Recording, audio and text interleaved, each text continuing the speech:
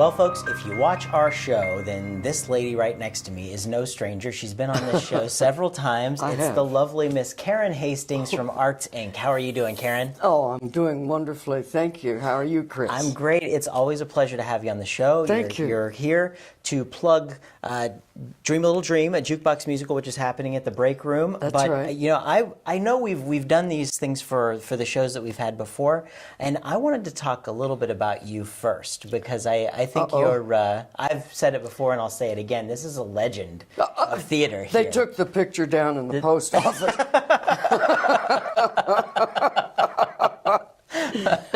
But you have an incredibly colorful theatrical career, and any young aspiring actor who is grown up here in Topeka or in the Midwest like this, I think can really learn something from your story. And I kind of want to go back and just discover, because you grew up here in Topeka, correct? That's right. And you started your acting career actually here in Topeka, and you've been all over the place. So yes, I tell have. us about that seed that got you from being an actor in Topeka to getting your first big gig. Well, you and I and Max were talking a little bit before the show, and it was Mr. Paul Preci at Washburn University.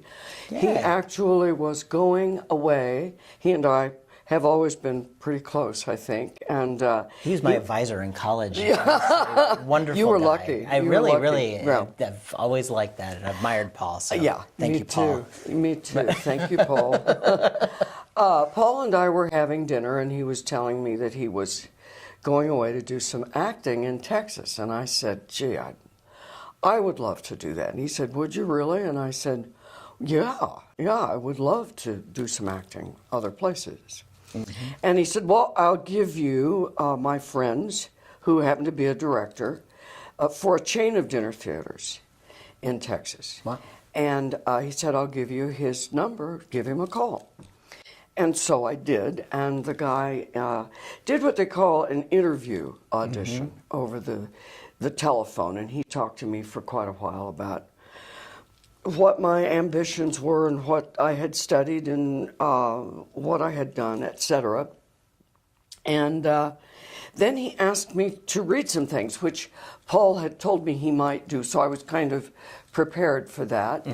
And all said and done, he said, well, I normally don't hire people over the telephone, but I'm going to make an exception. And I was kind of, I was flabbergasted and thrilled. Yeah. You know, and scared and all of the stuff that goes along with that.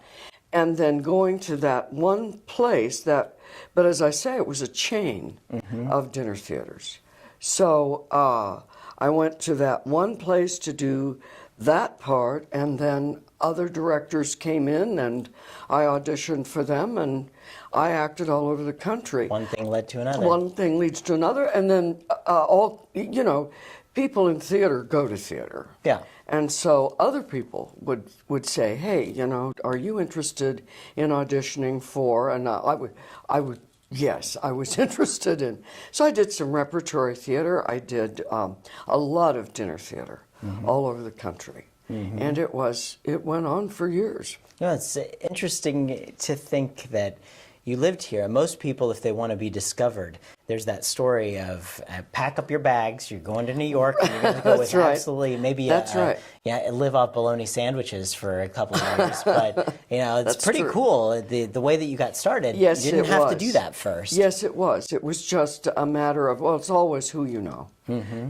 and so I was very lucky in that sense. And I lived out of a suitcase for a long time, as I say, many years. What were your highlights? What were some of your favorite things of traveling around being an actress?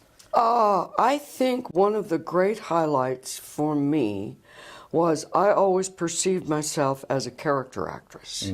And I still perceive myself pretty much as a character actress. But this one a guy from New York who had come in to direct Fiddler on the Roof, said, would you audition? And I thought, sure. And of course, I thought I would be playing the matchmaker, And he said, would you please audition for Golda? And I thought, you are out of your mind. No. No. And I said, no, you would have to change all the music. You have to transpose. And he said, would you just audition? And I did, and I got the part of Golda. And it was an extraordinary. We got extended, and I played Golda in Fiddler on the Roof for 9 months. 9 months. As I say, it was a chain of dinner theaters, and so you'd be go from one to the other. One to the other, and it was an extraordinary experience. We had people from California. We had actors from New York.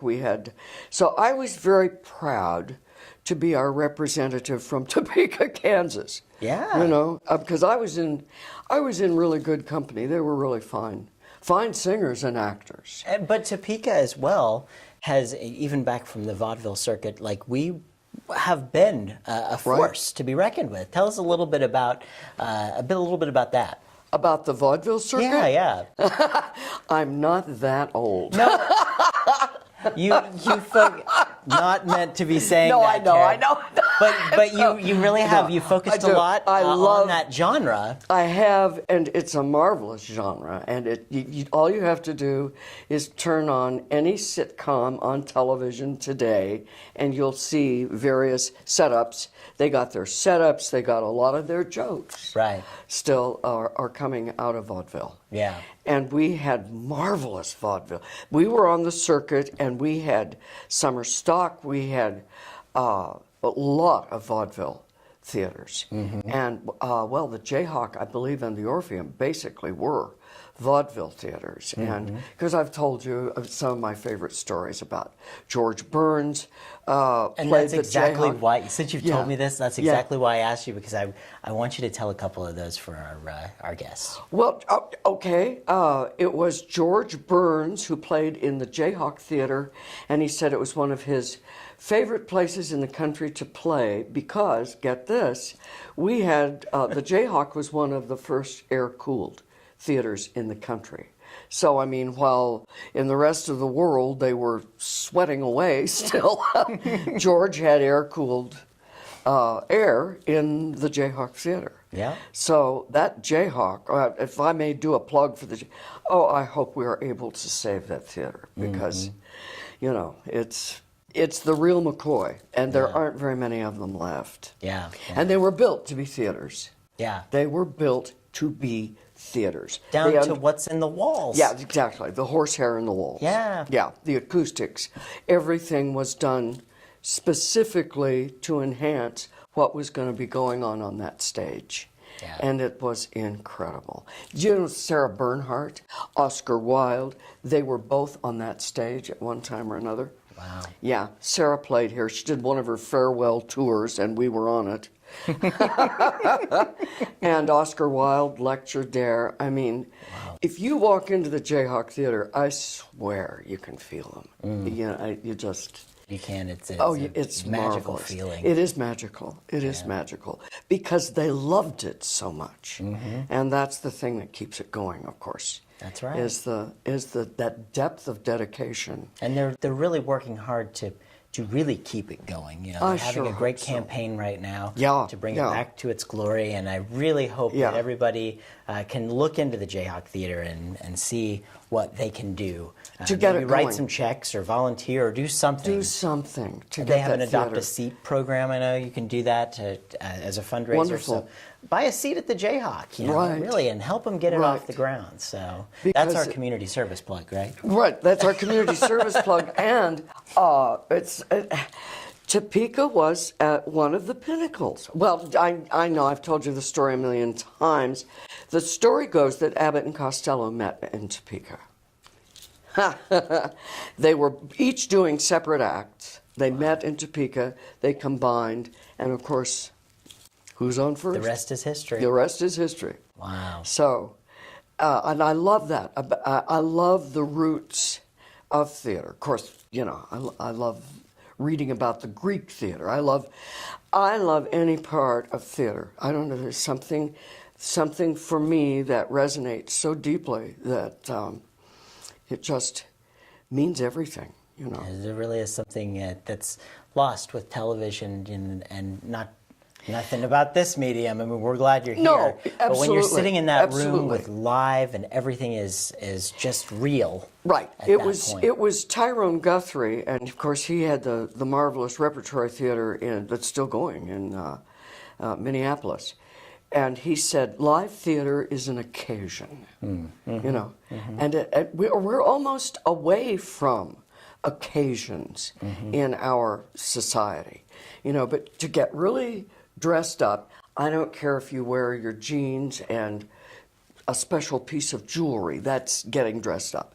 Something special. Something to go to be present at, to be in the midst of. That's theater.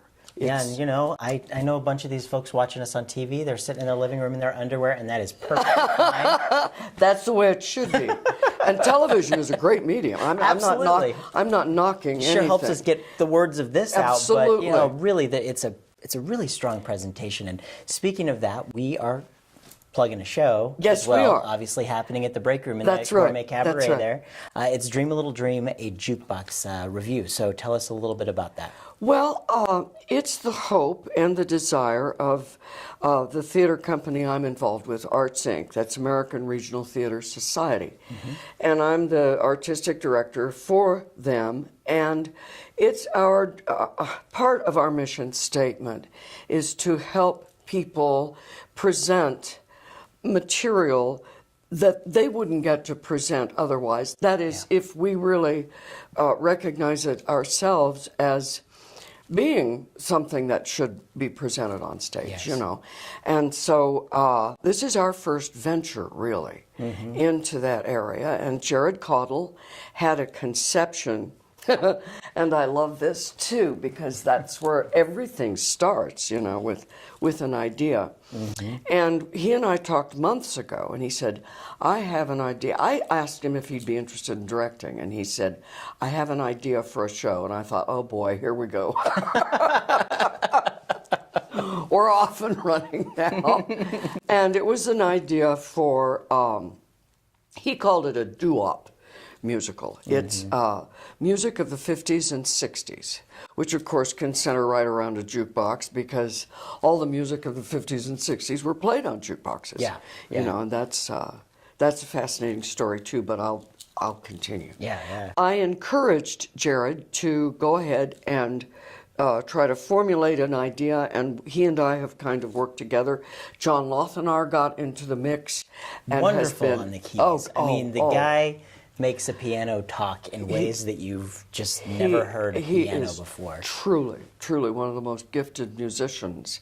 I mean, we're really privileged to have him in Topeka. Absolutely. And if you say, John, can you sit down and play something, I don't know, make it haunting, make it lyrical, make it, and he'll say, oh, you mean like this? It's done. And it's there. it's astounding.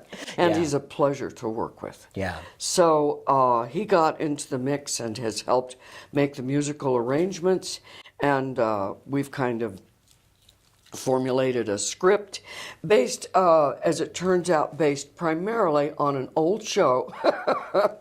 I don't know if I'll ever get away from the history, maybe not, but there was a show called Your Hit Parade, and it started on the radio in the early 1920s, and then it went all the way through the 20s, 30s, 40s, and into television, and was a major television show in the 50s, and I think finally kind of dissolved into other things in about 1959, 1960. So it didn't go too far into the 60s, a little ways perhaps, but it gave us a format into which we could set all these pieces of music from the 50s and the 60s. We've got some wonderful people, Cece Yeager, Kayla Supon Carter, David Pomeroy, Nathan Schroeder, Jared Caudle, Yeah. a new girl, Jenny Thomas, and that's another thing is, as I say, I like to give new people a chance, and she's our newbie. So I want to make sure I haven't left anybody out. I don't think I have. But and the Taylors, Gail Taylor and Ginger Taylor, show up and help Lovely us with. ladies. Oh, they're wonderful. Yeah. Show up and help us with stage managing, costumes, ideas for sets, that kind of thing. So, Well, and this show is through the month of February. Yes. In the cabaret at the Break Room. And folks can find tickets at breakroomdowntown.com. I've got to put that plug out there because everyone should Sure. come and see the show.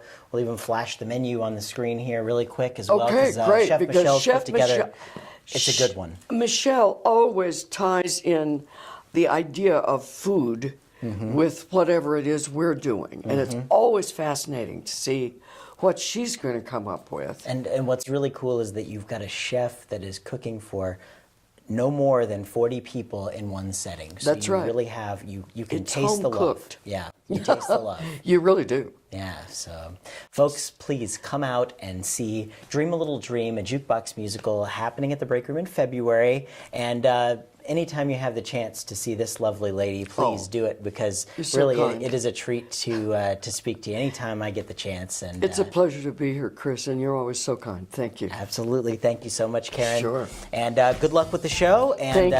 and all the future projects that Arts Inc. has coming up. Thanks very much. You bet.